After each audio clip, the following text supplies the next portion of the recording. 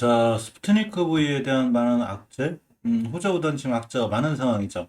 악재가 좀 많은데도 불구하고 오늘 좀 기술적으로 잘 반등해 줬는데, 자, 기술적 반등이 아니라 추세를 전환해 줬으면 좋겠는데, 아직 추세 전환까지 가기에는 좀 시간이 있어 보입니다. 하지만 전체적으로 보면 프레스바이오로직스가 1%대, 파마도 1%대, 바이넥스가 6%대, 바이넥 굉장히 지지부진했었죠.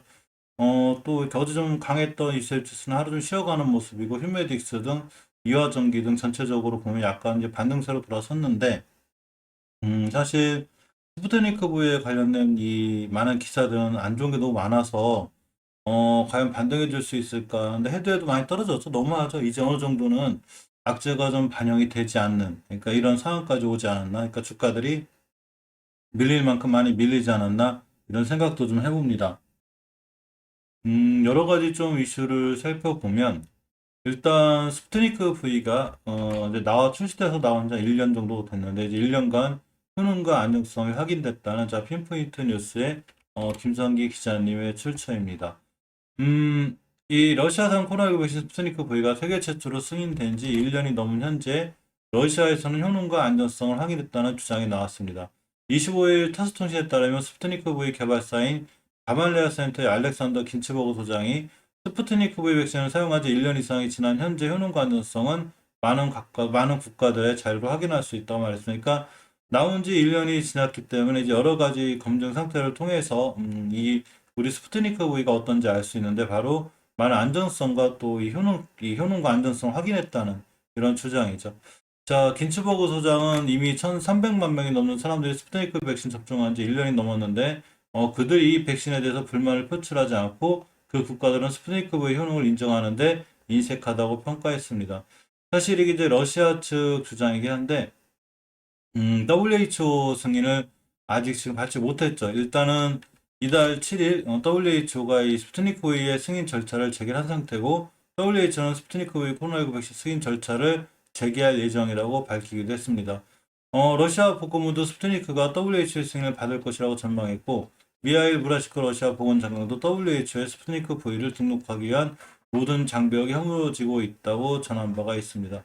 자, 이와 함께 많은 이제 스푸트니크 V 관련주들이 있죠. EID, 트론, 바이넥스, 이스웹지스, 뭐 휴원스 글로벌, 휴메딕스, 제테마 등 이 많은 관련 종목들이 이제 굉장히 그동안 오랫동안 지지부진했었죠. 예전에 7, 8월쯤 승인 날 게 가을로 밀렸고 그게 다시 겨울로 연말까지 밀렸기 때문에 주가들이나 투자자분들이 많이 실망하는 상황도 맞습니다.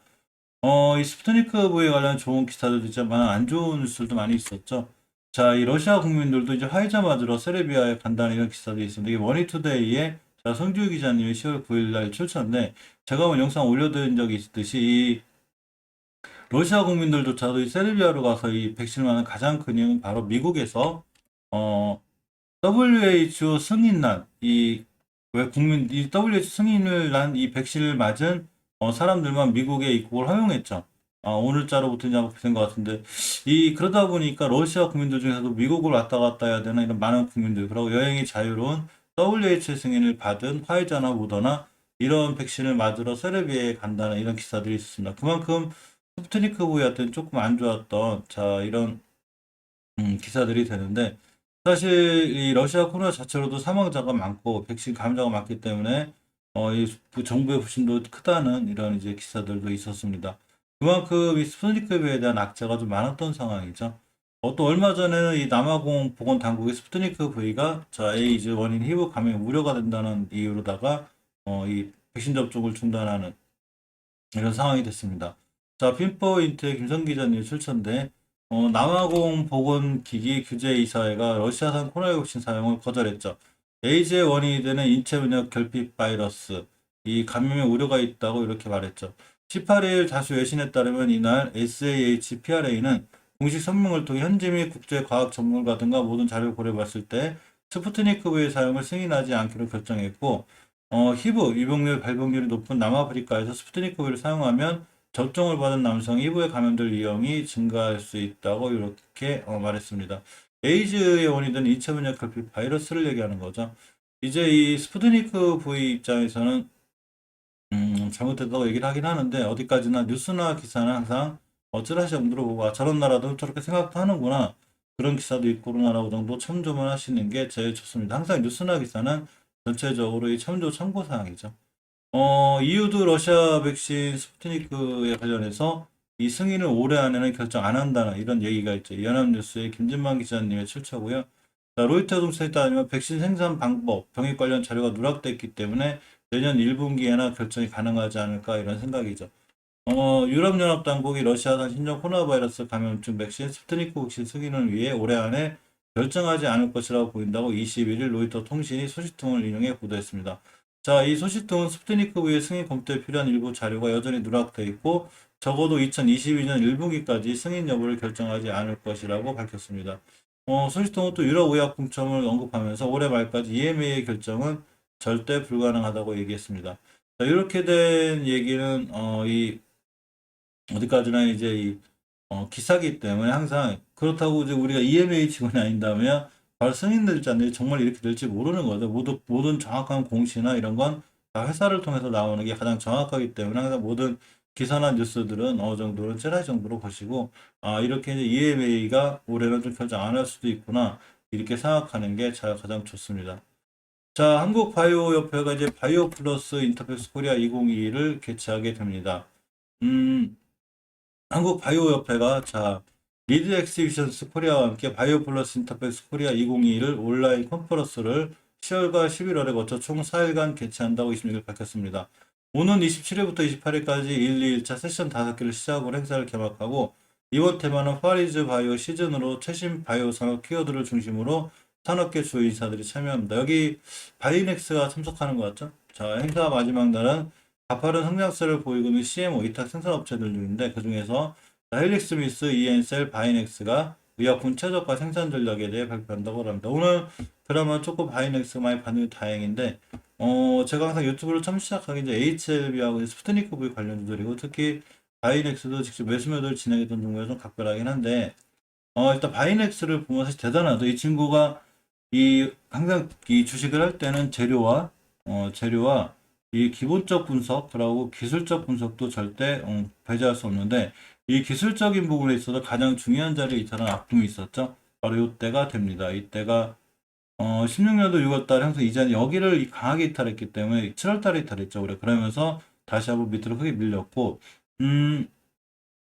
기술적으로 보면 정말로 이제는 이 60개월 선 밑에 이렇게 파란 선 밑에는 정말로 지하권이 되죠. 회사가 거의 너무 안 좋을 텐데 지금은 여기를 딱 찍고 돌아섰죠. 따라서 추후에도 이 가격대 밑으로 깨지면 진짜 위험해지는데 이때 저점의 가격이 14,000원대가 되죠. 이거 잘 짚고 돌아섰고 하지만 이제 반등을 하면 물론 이제 일자로 이렇게 쫙 반등하는 경우도 있긴 하지만 일단 이렇게 꼬리를 다는 이렇게 맞고 떨어지듯이 20개월 선, 노란 선이 20개월 선이에요.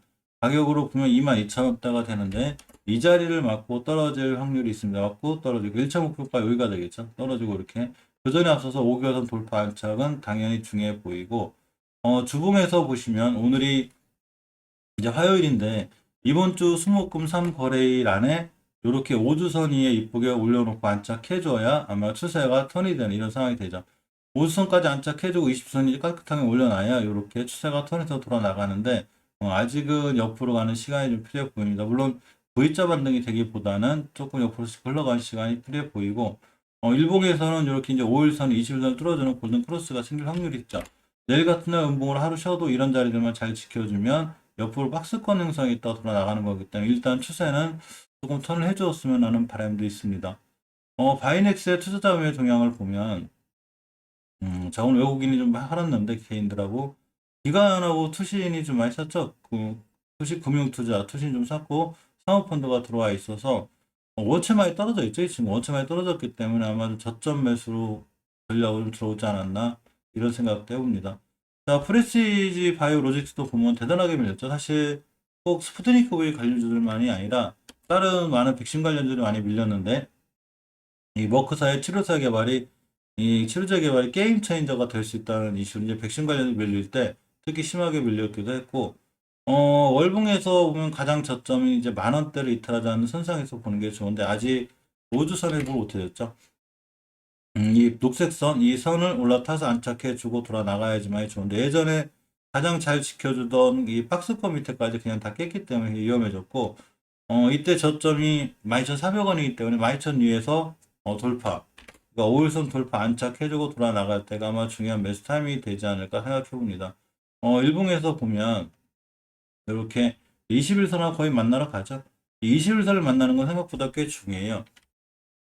우리가 보통 황금일선, 생명일선이라고 부르는 21선 타고 내려오는데 이렇게 만나서 올라타서 돌아 나갈 때, 이럴 때가 아마 추세의 턴이 이루어지는 그런 좋은 상황이 되고, 프레시바이 파마 역시 많이 무너졌죠. 근데 천만 다행인 건 이제 조금 저점을 잡고 24,000원대 저점을 잡고 옆으로 가는 좋은 상황이라 이 친구도 마찬가지로 바이오로지스처럼 21선을 맞고 올라가고 타서 돌아 나가는 주식은 21선 위에 있을 때가 제일 강력한데 이렇게 21선 올라타고 이렇게 두 번 지켜주고 돌아 나가야지만이 다시 한번 크게 상승할 수 있습니다. 주봉에서 보시면 역시 추세의 전환이 되는 5주선 완벽하게 올라타야 되는데 이주 3거래일안에 올라타고 위에만 안전하게 튼튼하게 있으면 이렇게 돌아나가기 때문에 5주선 올라타는 게 중요하고 일단 회사들에 관한 큰 걱정이나 이런 사항은 아니지만 전체적으로 바이오주에 대한 지금 수급이 많이 깨져 있어서 그렇기도 하고 자 휴메틱스를 보면 월봉에서 기술적으로 보면 찍을 자리 찍었죠. 예전에 4월달에 대량 거래 터져 있고 이렇게 20개월선 기준으로 돌아나가는 이런 모습이기 때문에 이제는 그만 살아날 때도 되지 않나 싶습니다. 각각 투자자의 동향을 보면 자, 휴메디스 같은 경우에 여기 좀 들어왔고 프레시바이오로직스 같은 경우에 개인만 사고 역시 매도 기간 다 매도 프레시바이오 파마도 역시 외국인들 매수해줬고 각각 수급적인 면이 크게 신경이 안 쓰이는 게 크게 이제 거래량이 많다거나 엄청나게 뭐 이렇게 활발한 상황들이 아니기 때문에 사실은 아직은 좀 지지부진하죠. 거래량들이 많이 죽어 있죠. 스운스 글로벌도 보면 월봉에서 이번 달 거래일이 얼마 안 남았기 때문에 3거래일 안에 이렇게 10개월 선 위에 못 올려놓으면 약간 좀 곤란해지는데 10개월 선 위에만 잘 올려놓으면 이쁘게 돌아서 나갈 수 있습니다. 따라서 이 10개월 선 기준으로 잘 대응하는 게 무엇보다 중요하고 또 깨지면 20개월 선까지 밀릴 수 있는 위험성이 있어서 이번 3거래일 남은 거래일이 굉장히 중요하게 보입니다. 이스앱지스 같은 경우에도 지금 보면 어제 좀 다행히 예전에 월봉에서 깨지 않을 자리들이 존재한다고 해서 이번 달 내내 깼다가 어제 좀 회복시켜주는 모습이었는데 역시 이번 달 말 이상 여기를 완벽하게 회복 못해주면 다음 달에 또 추가로 밀릴 수 있어 조심해야 되고 주봉에서는 이번 달 말에 이 깨지 아까 그 중요한 자리를 깨지 한다는 게 결국 5주선 돌파 안착하는 자리가 되기 때문에 5주선 돌파 안착할 때 여기가 가장 중요한 매수 타이밍이 됩니다. 깨면 바로 손절하는 게 좋죠. 일봉에서는 21선이 올라탔죠. 이렇게 21선이 올라타고 안전하게 지켜줘야 21선을 다시 타고 올라가는 이런 모습이 되고 5일선이 21선을 뚫어주는 골든 크로스가 생기기 때문에 다시 한번 추세가 전환될 수 있는 이런 상황들이 됩니다. 자, 이와 전기는 전기 관련주의자 이 스푸트니크 관련주의인데 20개월선 찍고 나갈 때가 굉장히 중요하다고 그랬죠. 잘 찍어주고 있고 요거 깨면 위험했지만 아직은 20개월선을 지켜줘서 잘 상승했다가 조정받고 다시 돌아나갈 수 있는 그런 상황에 있기도 하고 동문당 바이오는 월봉에서 아직 20개월선 회복이 중요해요. 많이 밀리면 예전 바닥권까지 올 수 있는데 아직 이 저번 달에 20개월선 이탈함으로 인해서 꽤 위험해져서 어느 정도 저점 찍을 만한데 굉장히 많이 밀리고 있죠. 이제 이 저점들을 더 이상 깨지 않는 게 중요하고 20개월선 다시 돌파해서 돌아 나갈 때까지 시간이 필요해 보입니다. 자, 불용제약은 20개월선 근처에서 아슬아슬하게 있는데 이렇게 보시면 20개월선 지켜주는 게 중요하고 이 자리죠. 이번 달 종가 20개월선 가격이 14,000원대이기 때문에 최소한 15,000, 16,000대 위에서 끝나줘야 다음 달에 추세가 이렇게 오랫동안 많이 올라왔기 때문에 조정 후에 돌아나가는 이런 모습으로 살아날 수 있습니다. 제테마도 새롭게 합류했는데 찍을 자리 찍었죠. 이렇게 보면 월봉에서 20개월짜리 예전에 중요한 변곡점 자리인데 이 자리 깨면 굉장히 위험한데 가시를 지켜줬고 향후 앞으로도 이런 자리들 그러니까 20개월 선짜리를 잘 지켜줘야 깨게 되면 추세는 무너지니까 반드시 그에 맞는 대응이 좀 필요해 보입니다. 일봉에서 예전에 가장 지켜줘야 될 박스거리처럼 그냥 무너졌기 때문에 역시 황금일선의 21선 돌파 안착 이런 부분들이 꽤 중요하지 않을까 생각해 봅니다.